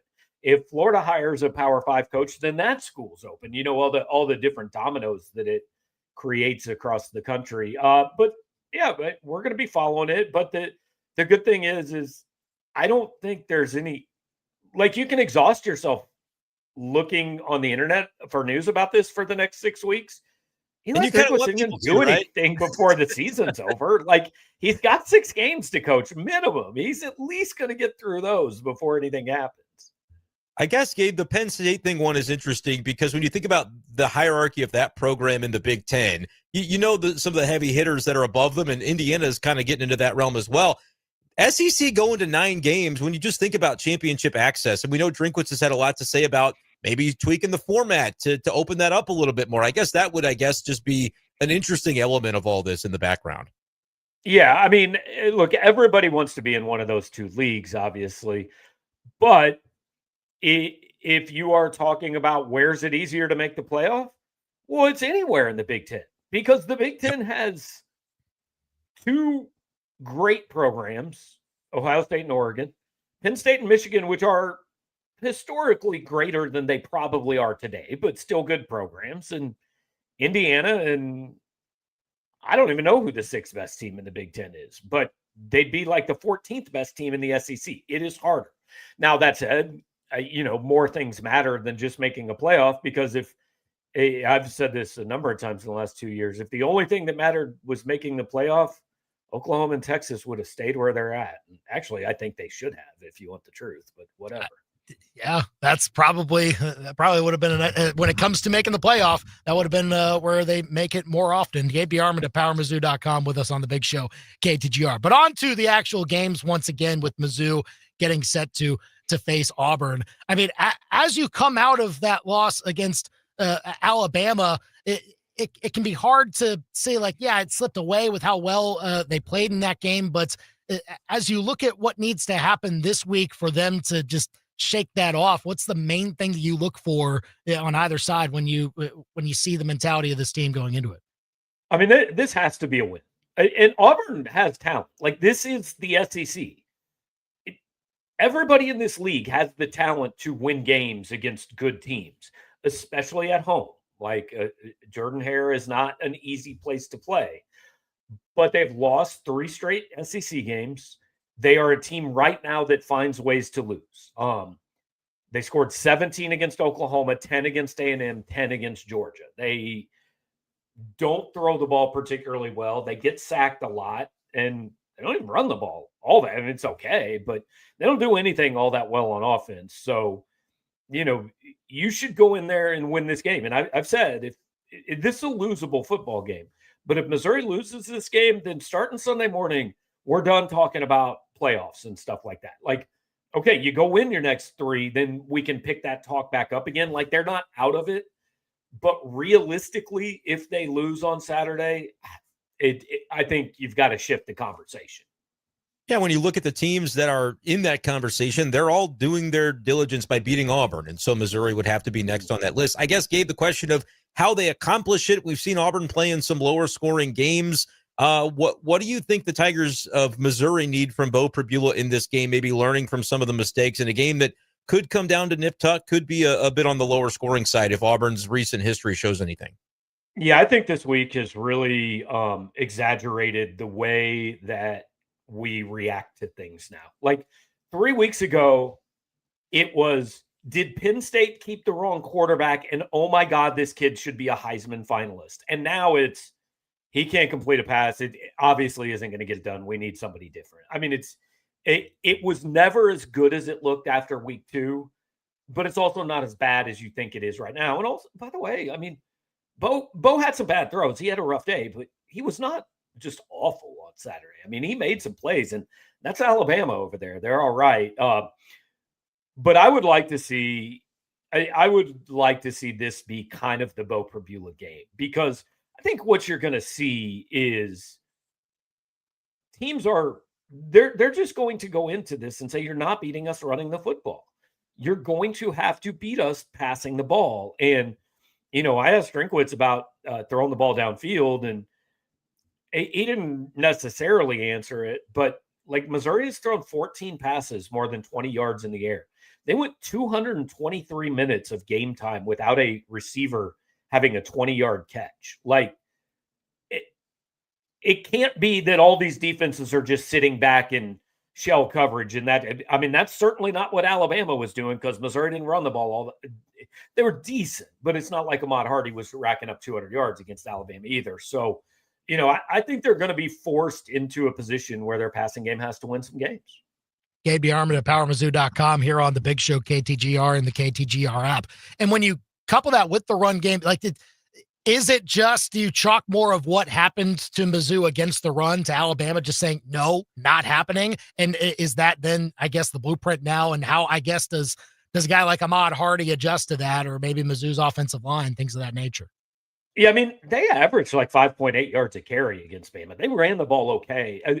The entire problem against Alabama is they just didn't have the ball very much. From the time they scored the touchdown after the strip sack until they got the ball back down 10 points with 3:15 to go, they ran 11 plays. That's 11 plays in, 25 minutes of game time. Like, that was the whole problem. And I do think, like, there's a balance here, right? That loss was very frustrating because when you are Missouri, it doesn't seem like you are presented an opportunity to beat Alabama a whole lot, right? You were fairly close to them to begin with. And then they came in here and played, I don't know, a B- game that kind of allowed you the chance to win it. And then you followed by playing a C game and you didn't take it. And so I think that's the frustrating part. I get why fans are upset about that one. But if you had told me 2 months ago, Missouri's 5-1 with a 3-point loss going to Alabama or going to Auburn, how do you feel? I'd have told you I feel like it's a playoff team. Yeah, now they're going to have to win some games on the road. What do you think we'll see, Gabe, different? Obviously, back in training camp, they went to Lindenwood. Like, Drink is trying to do everything possible to avoid sort of a relapse of what happened on the road at A&M last year. But how do you envision just them making that leap? Because nationally, everybody would say, Mizzou hasn't even gone on the road yet. It doesn't feel like a benefit the way a lot of people treat it to be, but I'm kind of curious for your thoughts on that. Well, first of all, one of my favorite answers at Media Day in 23 years of doing this. This isn't the first road game. We had our road game in August. No, man. That's no. You had to practice at Lindenwood. That was cool, but no. It's like playing loud music and telling the kicker, "All right, this kick's for the game." At practice, but it's practice. He knows. Look, you cannot have anything approaching what happened in your first road game last year. I mean, on the road is hard in the SEC. I mean, Georgia had to fight and scrape to win there. Like, the only thing that matters is that you end this game with 1 point more than Auburn has. I'm not into style points. I don't care how it looks. I don't care if it's hard. It's probably going to be hard, and it's probably going to look fairly ugly. But you have back-to-back road games, and I don't think it's being dramatic to saying you kind of have to win both of them. Seems that way. Gabe DeArmond of PowerMizzou.com here on the Big Show KTGR. With Mizzou facing Jackson Arnold again, I mean, obviously they took advantage of the ball security game last time they faced him when he was with Oklahoma. Now with this one, when it comes to getting pressure on him, is it almost like a requisite number of sacks that Mizzou needs to get to essentially stay in a game like this or at least assert their dominance? Yeah, I don't think it's necessarily sacks because Georgia only had one. Georgia, which, by the way, can't rush the passer and might like Damon Wilson back, but they only had one, but they put pressure on him. I mean, so many of those sacks and pressures are just created. Jackson Arnold just sits back there and makes lunch, man. It has got to be incredibly frustrating for the offensive line. They're like, we just blocked for 6 seconds. Why do you still have the football? So I don't know if there's a certain number, but I think Missouri should feel like they can win this game with 17 points because Auburn hasn't scored more than that in SEC play. This is objectively a bad offense right now. And you can't have them get healthy against you because I was impressed with Missouri's defense against Alabama. If you ask me what's the one thing that you have the most confidence in going forward about this team, it's the defense. I think they're good. I think they're really good up front.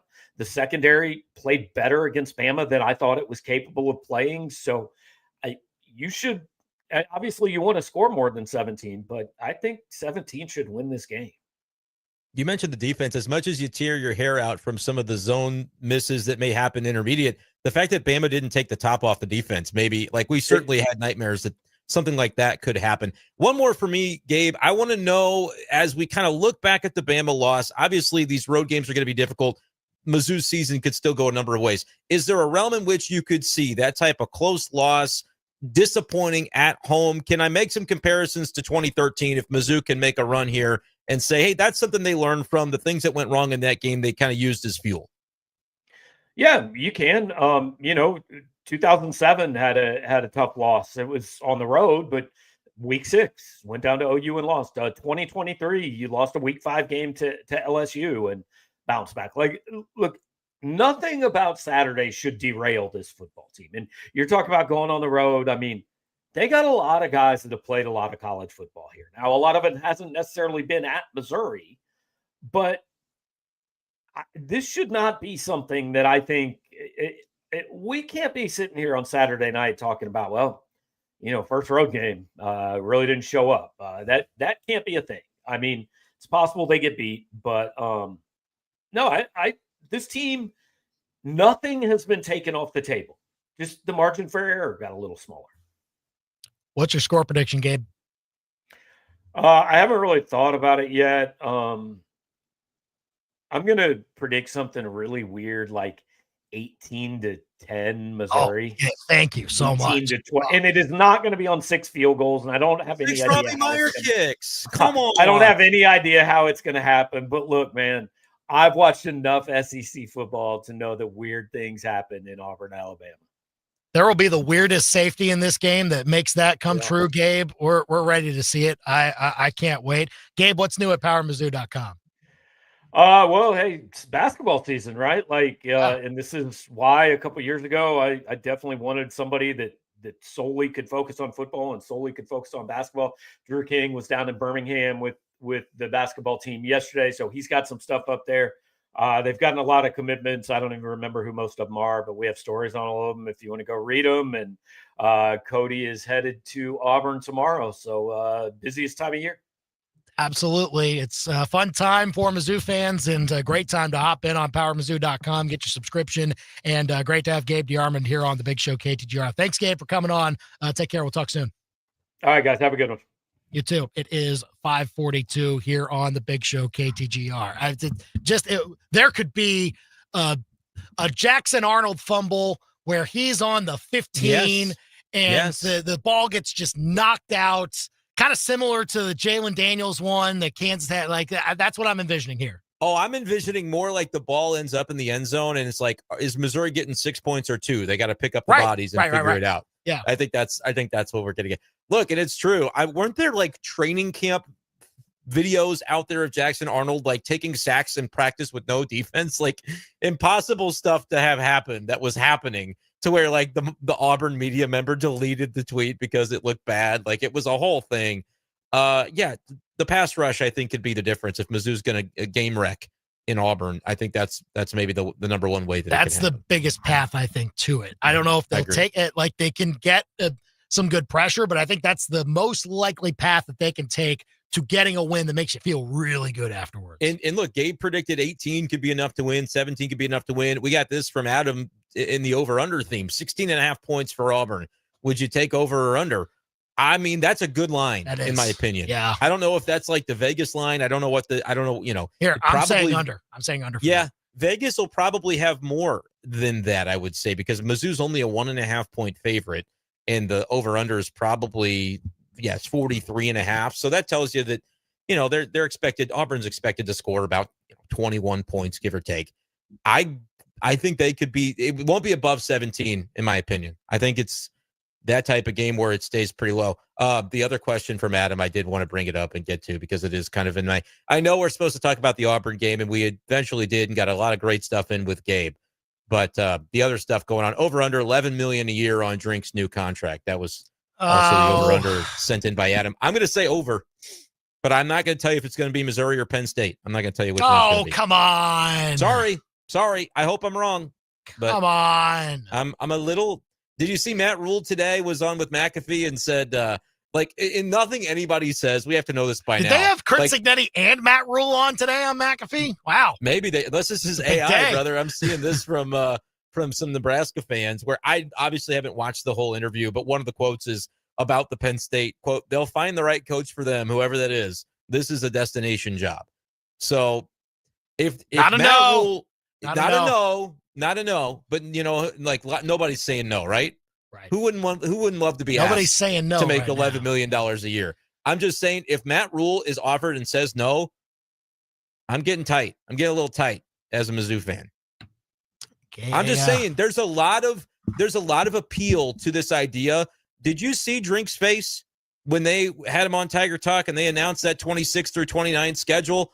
I'm just telling you, man, there's a lot of appeal to what Penn State would have going on in terms of competitive ability. You don't have 9 other teams that are playoff contenders in the Big Ten on an annual basis. I'm sorry, you don't. You've got a handful maybe that you got to contend with, and you beat a couple of them and you're in. Literally all James Franklin had to do is not lose to UCLA and Northwestern, and he didn't manage that. And so he could have gone on, quote, not winning the big game for another decade in State College, Pennsylvania. But He lost 2 of the little games, and they immediately said, okay, enough. But I am telling you, he was in the Final Four last year. He won 2 playoff games. He was on College Game Day 3 weeks before with a chance to go to number 1 in the country or maybe number 2 behind Ohio State at that point. But that, like, it happens fast in college football, which is why I cannot sit here and dismiss any of this Penn State stuff. We're not supposed to talk about it. But I'm just telling you, there's a lot logically that would line up for me if they come calling. And so that concerns me. I would love to see Drink extended, and yes, give him a pay raise. I know that a lot of the money has to go to NIL, but you know what?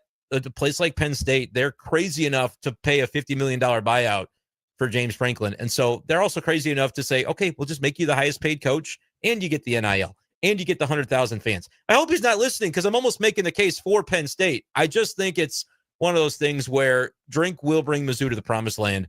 Mizzou, let's just do something reckless. Pony up. He's the guy. Pony up, and let's nip this in the bud. That's what I want to see. Call or text us 875-KTGR here on The Big Show. All right, speaking of coaches leaving, do you feel any differently about Mike Schultz after some of the reporting from the San Diego media landscape? Yeah. After all of that. Yeah, that's next. Now, your local sports center update on your total sports station, KTGR. Good afternoon. I'm Andy Humphrey. This Sports Center update is with Lee's Tire Company. If it's round and rubber, Lee's sells it. Go to leestirecompany.com. No new players added to the SEC availability report for Mizzou football during the update released last night. There's an update tonight and tomorrow night, and then 90 minutes before kickoff on Saturday, 6:45 kick between Mizzou and Auburn. On that report, though, offensive lineman Logan Reichert was upgraded to questionable. He has been out all season for Mizzou, dealing with an injury that he suffered in preseason camp. Yingling Tiger Game Day show begins at 3:45 Saturday for our coverage of Mizzou and Auburn. Chiefs left tackle Josh Simmons missing practice for the second consecutive day. He also missed the Chiefs' most recent game against the Lions due to a personal matter. Nate Taylor of ESPN reporting it's a family matter that he's taken care of in California. Chiefs get set to take on the Raiders this weekend, kickoff at noon on Sunday at Arrowhead Stadium. And former Mizzou pitcher Max Scherzer making the start for the Toronto Blue Jays tonight in Game 4 of the ALCS as they look to even up the series with the Seattle Mariners. ESPN Radio's coverage of Game 4 of the ALCS is tonight at 7 p.m. You can hear it right here on KTGR. Now your ABC 17 Storm Track forecast.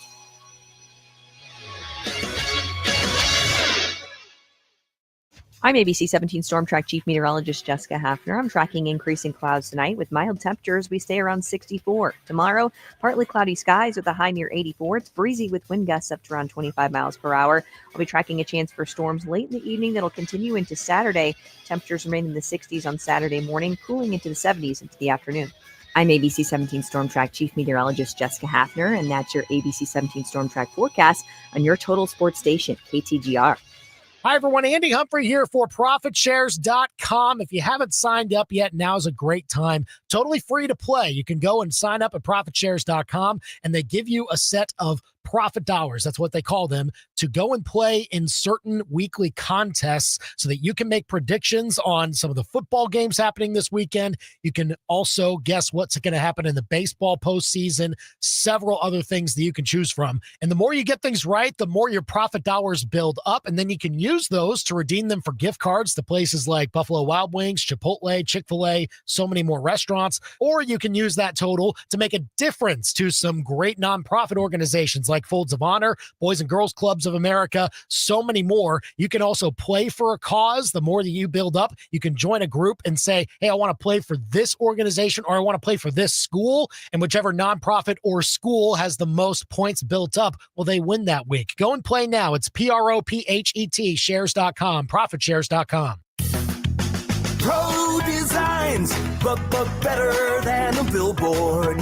Hey, this is Jimmy with Pro Designs, and maybe you've heard, we're the vehicle wrap specialists, but branding your business doesn't stop there. At Pro Designs, we can wrap your walls, windows, even floors. Go to ProDesigns.com. Come see them at their locations in Eldon or Columbia off Rangeline Street and I-70.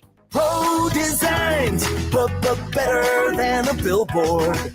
This weekend, cancel your plans. Brunch is calling at the Dive Bar in Columbia. Start with biscuits, not just any biscuits, local made, buttermilk, sweet corn, even gluten-free, smothered in scratch-made gravy, pork sausage, or the chorizo. Don't forget the loaded biscuit, fluffy omelet, drenched in gravy, stacked so high it's basically brunch art. And then there's the Dive Cristo, smoked ham, house-made raspberry jam, gooey cheese wrapped in a flaky puff pastry. The Monte Cristo wishes it was this good. Brunch Saturday and Sunday only at the Dive Bar in Columbia. Don't just eat, experience. Columbia just got armed. Minutemen Defense is your new destination for guns, ammo, and tactical gear that means business. From holsters and body armor to night vision and magazines, if you need it, they've got it. Plus, the cheapest ammo in town, guaranteed. Located right off I-70 and Rangeline for fast, easy access, locally owned, veteran approved, built for serious shooters. Minutemen Defense. Get there. Visit MinutemenDefenseLLC.com. KTGR and MU Healthcare Sports Medicine are highlighting a local athlete each week. It's the KTGR Athlete Spotlight. This week features Rockbridge senior libero Terry Schrock, who recorded 50 digs combined in 3 straight wins over Camdenton, Jeff City, and Hannibal. Terry also served 8 aces combined over the 3 matches. That's the KTGR Athlete Spotlight, thanks to MU Healthcare Sports Medicine, providing everything athletes need to be and stay at their best, because they're competitors too. I'm Michael Agnew with API Project Fitness. At API, we're dedicated to helping you reach your fitness goals with workouts that are motivating, challenging, and effective. Our group classes are high energy and designed to maximize your time with efficient movements and smooth flow.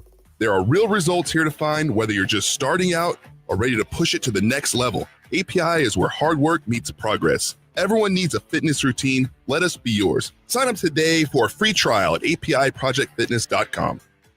The best local sports talk around on your ride home. You've got The Big Show on KTGR. Lots to still discuss as we head into a big football weekend. 573-875-KTGR. I still can't get my head around the Kurt Cignetti extension. I mean, it's a lot of money, obviously. Indiana certainly has it now. But the fully guaranteed. Why would they fire him? I mean, there's just no realm in which they would Why fire would the Penn guy. State fire James Franklin? He just made the playoff and all that. Well, things can happen quickly, Losing man. games you're not supposed to lose, but if you're Indiana, well, like that, if that you could could go happen. 8-4 Never and that's know. fine. Like Penn State has more of a standard than what Indiana can afford to have right now. Like Cignetti's putting them on the map, and they're going to go as far as he's going to take them. And if there's an 8-4 in there or 7-5 in there, that's okay. Like they're not going to. I agree that it's different circumstances. I'm just Yes. saying, though, that's unprecedented. I don't think we've seen that before. But I think it doesn't surprise me one bit. Like of all the schools and all the coaches to think that would be the pairing that we see. Yes, you're locked in. We're locked into you. No outs. We're good.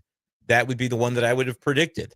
And it's very interesting the way it kind of sets the bar for this cycle of any coach that, moves or whatever, or you're negotiating off of the top contracts in the sport. And I think Drink's next contract is in the 11th. I really do. So we didn't get a chance to get to this yesterday, but yesterday a piece came out from the a publication in San Diego about Mike Schilt, Kevin Acey, I believe, the one who broke it. San Diego Union Tribune. Yeah, it details a lot of kind of the underlying what people were thinking about Mike Schilt, what people in the know knew about Mike Schilt, but no one was ready to say. Now somebody finally said it. How Brendan, without going into too much detail on what the piece is, you can obviously go and read it. But how does it change your opinion on Mike Schilt the way that it is? It doesn't change my opinion because I was kind of aware of these whispers. It just was one of those things where everybody kind of says it, that, there's questions about how he's treating, support staff or front office staff. And just, it's interesting because it was a very good illuminating piece, but there wasn't like a smoking gun either that was like, this is the event that happened that, but there's, I think he wore thin on coaches. I think that happened in St. Louis. I think he wore thin on front office folks. I think that happened in St. Louis. It sounds like he's got a very demanding style and that it played out in San Diego very similarly to how it did in St. Louis. He chose to step away before maybe the alternative would have happened. They were going to bring him back, but it felt as though he could probably hear the rumblings of the way that people were reacting to his style. And again, there's no smoking gun in here that says like Mike Schilt did A, B, C, D.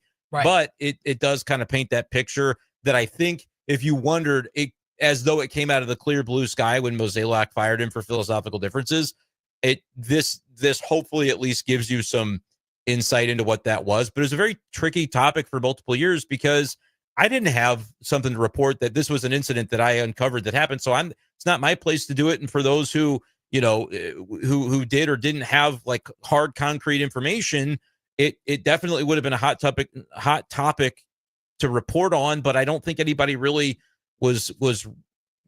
had what they needed to be able to do that, perhaps, Andy. And like AC in the aftermath of this one looking pretty weird. It said he talked to, you know, a dozen plus sources, talked to some folks that had been with the Cardinals as well. And so, yeah, it feels like one of those things that I think in this era, like without knowing, it's hard to say that, hey, could he have managed in the 80s and it gone a little differently? I don't know.